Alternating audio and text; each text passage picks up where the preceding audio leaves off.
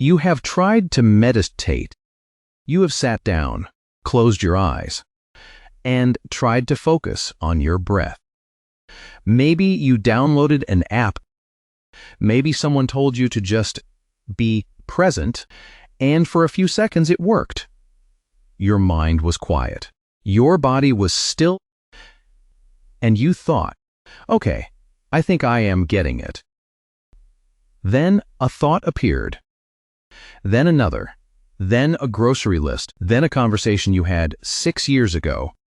And before you knew it, you opened your eyes, checked the timer, and realized you had spent 20 minutes fighting your own brain. You are not alone. Millions of people go through this exact cycle. Sit. Try fail, try again. Fail again, quit. And most of them walk away believing the same thing. I am bad at meditation. I cannot do it. My mind is too busy. My brain is broken. But what if your brain is fine? What if the problem is not you, and never was? Here is what nobody told you. The word meditation does not exist in the language the Buddha spoke. There is no single Pali word that translates to meditation. There are two words, two completely different practices with opposite goals, opposite mechanics, and opposite effects on your brain. And for the last 40 years, the Western world has been collapsing those two practices into one, handing you a blended set of instructions, and then watching you struggle without ever explaining why. The Buddha did not teach one type of meditation. He taught two completely different practices with opposite goals. And the Western world has been collapsing them into one for decades. The first practice is about narrowing. You take your attention and you point it at one single thing. Breath. A word, a flame, and you hold it there until everything else falls away. The goal is calm stillness, a mind so quiet it stops generating noise. The second practice is the opposite. You take your attention and you open it wide to everything, every sensation, every thought, every flicker of emotion. You do not focus, you watch, and the goal is not calm. The goal is seeing something about the nature of your own mind that you have never noticed before. One narrows, one opens, one calms, one reveals, and there is a Pali word for what happens when these two practices work together correctly. A word that has no English equivalent. We will get to it, but first you need to see just how different these two practices really are, and why the difference matters more than anything a meditation app has ever told you. The first practice the Buddha taught is called samatha. Say it like samatha. And that word does not mean meditation. It means calming. Settling, the root is sam, to become quiet, to come to rest. Think of a glass of muddy water. You do not filter it. You do not stir it. You set it down and you wait. The mud sinks, the water clears. That is samatha. You are not doing anything to the mind. You are giving it one thing to hold. Breath. A phrase, a visual point. And you are letting everything else settle on its own. The second practice is called vipassana. Vipassana. And this word is not a synonym for samatha. It is almost the opposite. Vi means in a special way. Passana means seeing. Vipassana is not calming. It is seeing clearly. Seeing through, you do not narrow your attention to one object. You open it to everything: sensation, thought, emotion, the rising and falling of experience itself. And you watch without grabbing. The goal is not stillness. The goal is insight, seeing something about reality that your ordinary mind is too busy to notice. And the Buddha himself never confused these two. In a short, direct teaching in the Anguttara Nikaya, he said, these two qualities have a share in clear knowing. Which two? Tranquility and insight. When tranquility is developed, the mind is developed, and when the mind is developed, passion is abandoned. When insight is developed, discernment is developed. And when discernment is developed, ignorance is abandoned. Read that again. Samatha abandons passion. Vipassana abandons ignorance. They are not two names for the same destination. They attack two completely different problems. One cools the fire of craving. The other burns through the fog of not seeing clearly. And you need both, but they are not the same tool. That is what the words reveal. But the Buddha did not just teach this as theory. Watch what happened when he met a monk who everyone else had given up on. His name was Kujapaka, and he was by every measure the worst student in the entire Sangha. His older brother Mahapantaka had ordained first and was brilliant, memorized teachings effortlessly, could recite entire discourses after hearing them once. Kujapaka could not memorize a single verse, not in a week, not in a month, not in 4 months. The other monks stopped helping him. His own brother told him to leave. You are not fit for this life. He said, go home. Picture this man standing outside the monastery gate. He has failed at the one thing he wanted most in the world. He is not angry. He is not defiant. He is weeping. And at that moment, the Buddha walks by. The Buddha does not give Kujapaka a vipassana teaching. He does not say, observe your breath and notice its impermanence. He does not hand him an open awareness practice. Instead, he gives him a piece of white cloth and he says, rub this cloth, and while you rub it, repeat one phrase: removal of impurity. That is all. This is pure samatha. One object, one phrase, total narrowing of attention.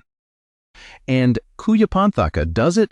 He rubs the cloth, and the cloth begins to darken, sweat from his hands, dust from the air, the slow stain of contact. And as the cloth changes, something shifts in his mind. He sees impermanence, not because someone told him about it, but because samatha had made his mind quiet enough to notice what was right in front of him. Calm first, then insight arose on its own. The Buddha did not give every student the same practice. He looked at Kujapaka and saw a mind that needed settling before it could see. He prescribed samatha the way a doctor prescribes a specific medicine, not because all medicine is the same, but because this patient needed this one. And here is the strange part. In 2025, neuroscientists in Italy put Buddhist monks in a brain scanner while they practiced samatha and vipassana separately. What they found confirmed exactly what the Pali texts said 2,500 years ago. The two practices produce completely different patterns in the brain. Samatha stabilizes neural dynamics. The brain becomes more ordered, more controlled. Like a signal that has locked onto a single frequency, vipassana does the opposite. It shifts the brain toward what scientists call criticality, the balance point between stability and flexibility, where the brain is maximally sensitive to whatever arises. Two opposite neural signatures, not two flavors of the same thing. Two different things. We will come back to that research. But for now, hold this. The Buddha saw it without the monks in Italy confirmed it with one. Think about the last time you sat down to meditate. Were you told to focus on your breath and notice your thoughts and scan your body and just be aware of whatever arises? Were you given one instruction that narrowed your attention and another that opened it in the same 10-minute session? That is not one practice. That is two practices shuffled together, like a deck of cards, and nobody told you there were two decks. What I am about to show you next is the part that explains how these two practices got collapsed into one. Who did it when it happened, and why most meditation apps are accidentally setting you up to fail. This is the history that nobody teaches in a guided session. And once you see it, you will never hear the word mindfulness the same way. Again, if this is already changing how you think about your own practice, take 1 second and hit subscribe. This channel breaks down what the Buddha actually taught. No mysticism, no jargon, just the original teachings and the science that is finally catching up. There is a lot more coming. For most of Buddhist history, samatha and vipassana were taught as separate trainings. Monks spent years, sometimes decades, developing deep concentration before they were introduced to insight practice. The two practices had different teachers, different manuals, different stages of mastery. Nobody confused them. Nobody blended them. They were as distinct as surgery and physical therapy. Both part of healing, but you would never do them at the same time. Then in the middle of the 20th century, something changed. A Burmese monk named Mahasi Sayadaw did something revolutionary. He argued that you did not need to master samatha first. You did not need years of jhana practice. Before you could begin vipassana, you could start with insight directly. What he called dry vipassana. Observe the rising and falling of the abdomen. Note every sensation. Label it, let it go. No concentration object. No settling, just seeing. This was radical within Buddhism. Many traditionalists rejected it. But it was fast. It was accessible.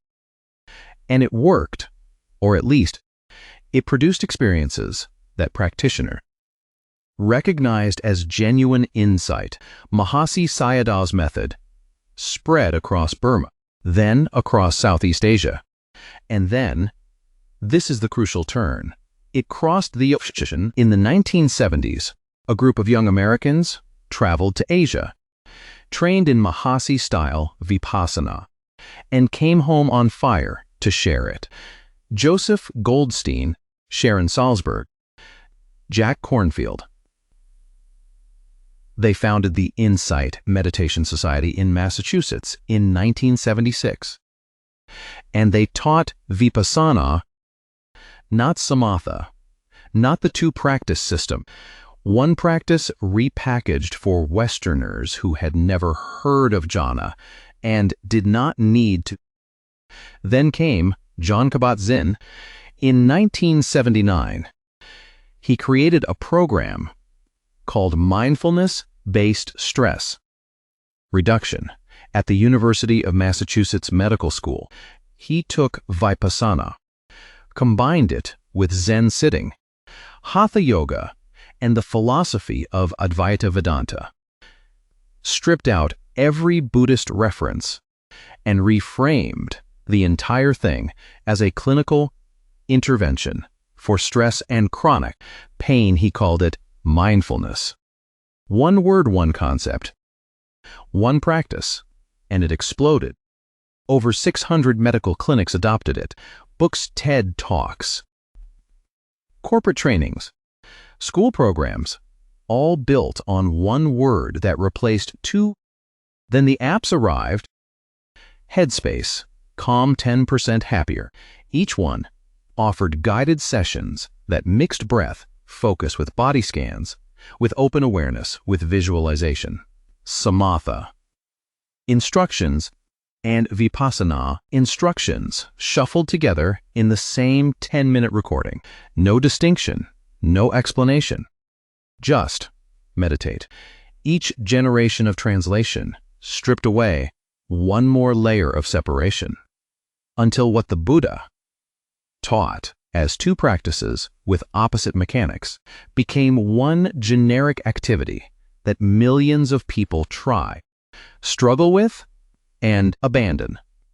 So that is how it happened. But let me show you what the difference actually feels like. Because once you see this, you cannot unsee it. Imagine someone hands you two devices and tells you both are looking devices. One is a microscope. One is a telescope. Technically true. Both involve lenses. Both involve your eyes. Both help you see things you could not see before. But if you tried to use a microscope to find a star, you would see nothing. And if you aimed a telescope at a cell on a glass slide, you would see nothing. A microscope narrows. It takes one tiny thing and magnifies it until you see details invisible to the naked eye. You are not scanning the horizon. You are locked on one point, going deeper and deeper. A telescope opens. It takes the vast, dark sky and pulls distant things close enough to become visible. You are not focused on one cell. You are receiving whatever the sky offers. Samatha is the microscope. You pick one object, breath, a word, a point of light, and you narrow everything down to that single thing. The mind gets quieter and quieter until it enters a state the Buddha called jhana, a concentration so complete that ordinary distraction simply stops. You are not watching your thoughts. Your thoughts have stopped generating. Vipassana is the telescope. You open your attention to everything. Sensation, thought, emotion, the raw texture of experience. You do not grab any of it. You watch it arise and pass until you see a pattern you have never noticed before. Nothing lasts. Nothing is solid. Nothing is you. Both are looking, but one narrows and one opens. One calms and one reveals. And if someone hands you both at the same time and says, use these, and you try to narrow and open simultaneously, you get neither the depth of concentration nor the clarity of insight. You just get frustrated. And that frustration is not a failure of your practice. It is a failure of the instructions you were given.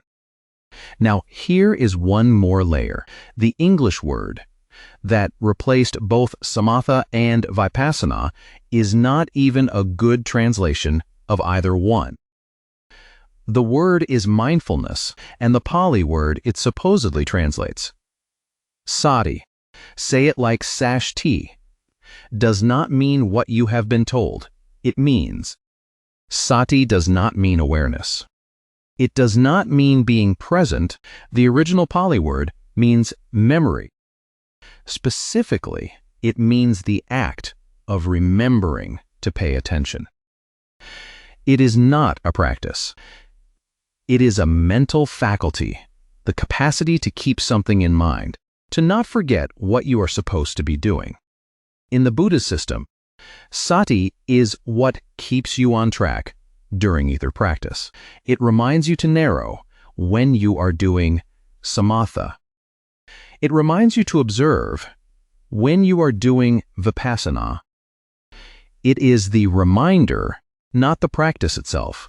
The West took a faculty, turned it into a brand, and used it to replace two entire systems of training. That is like replacing the words surgery and physical therapy with the word focus, because both require focus. And then wondering why patients are confused about what they are supposed to do. You have probably heard someone say, just be mindful. But mindful of what? In which direction? Narrow or open, settle or seat? That is not a small question. That is the question. And no app has ever asked you to answer it before you close your eyes. We have seen the words, the history, and the analogy. Now let us see what the science says, and what the Buddha said should happen when both tools are used correctly. What happens next is something most meditation videos never get to because most of them do not know. There are two practices to begin with. Let me tell you about someone you might recognize. Not by name, by experience. She downloaded a meditation app on a Sunday night in January.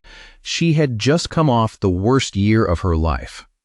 A job she hated, a relationship that ended badly, and a low hum of anxiety that never fully went away. A friend told her meditation would help. So she started day 1, 10 minutes. A calm voice told her to focus on her breath. She did. Then, the voice said, now expand your awareness to your whole body. She tried. Then it said, notice any thoughts that arise and let them go. She tried that too. Then it said, return to the breath. She returned. She did this every morning for a year. 365 days. She never missed one. And at the end of that year, she felt nothing, not calmer, not clearer, not worse exactly, but not better in any way she could name. She told herself she was probably doing it wrong. She tried a different app. Same thing, she tried a YouTube video. Same thing, she tried a weekend retreat, where a teacher told her to just sit and be aware. She sat. She was aware. She was aware of how aware she was not. She quit on a Tuesday. And here is what nobody ever told her. She was not bad at meditation. She was not unfocused. She was not too anxious or too restless or too much of a beginner. She was doing two completely different things in every single session, narrowing and opening, calming and observing, samatha and vipassana, switching between them every 60 seconds without knowing she was switching. It was like trying to read a book and watch a movie at the same time.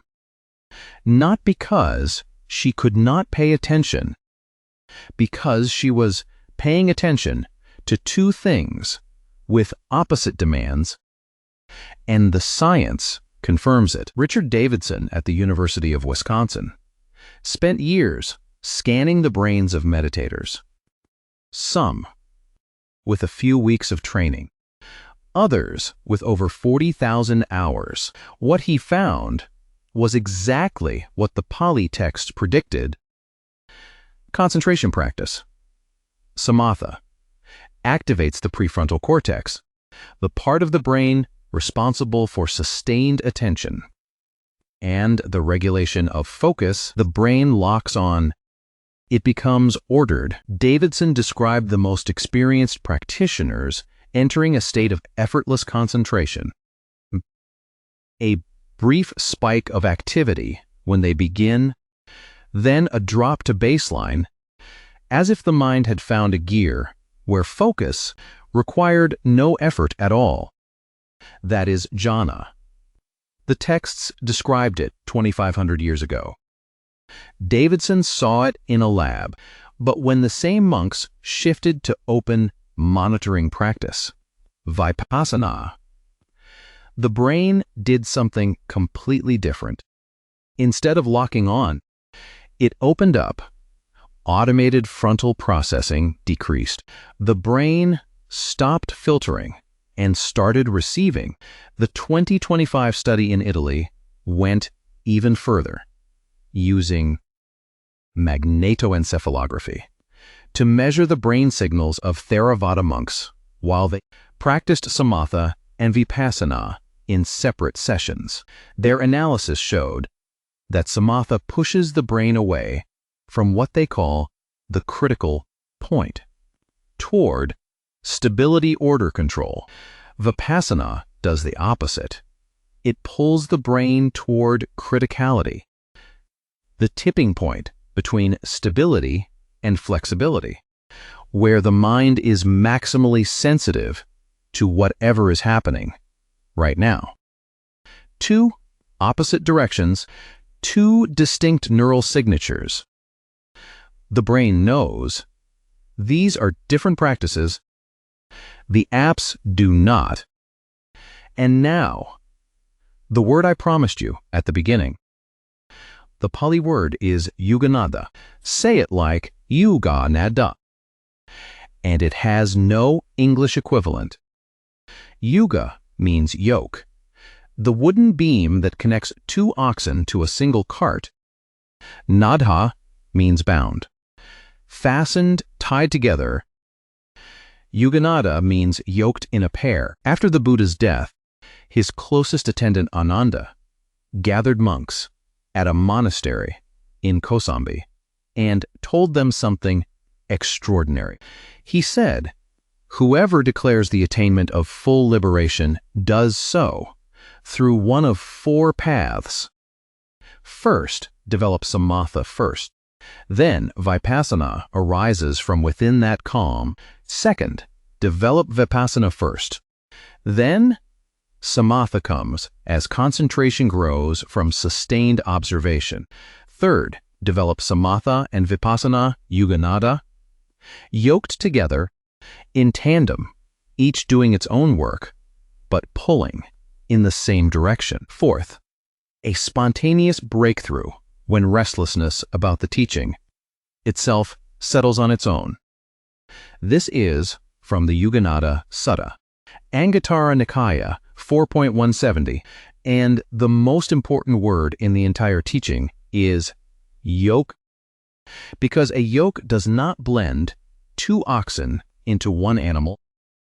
It does not merge them.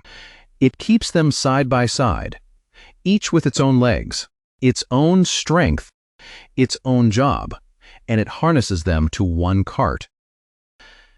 That is what the Buddha intended. Not one practice called meditation, not a smoothie of techniques, blended into 10-minute sessions. Two distinct practices, calming and seeing, narrowing and opening, settling the mud and looking through the clear water. Yoked together, each doing what only it can do. The woman who quit on a Tuesday was not missing discipline, she was missing a yoke. So here is what this means for you. First, the Buddha taught two separate mental practices: samatha, which narrows your attention to calm the mind, and vipassana, which opens your attention to see reality clearly. They have different mechanics, different goals, and different effects on your brain. Samatha settles. Vipassana reveals. Calling both of them meditation is like calling a microscope and a telescope. Looking devices, technically true, practically useless. Second, the next time you sit down, ask yourself one question before you close your eyes. Am I narrowing or opening? That is it. One question. If you are narrowing, pick one object. Stay with it. Let the mind settle. If you are opening, receive everything. Hold nothing. Watch what arises and passes. Do not switch between them every 60 seconds. Do not follow an app that tells you to focus on your breath. And then notice your thoughts. And then scan your body, and then return to your breath. Pick one. Do it fully. And if you want to practice both, yoke them.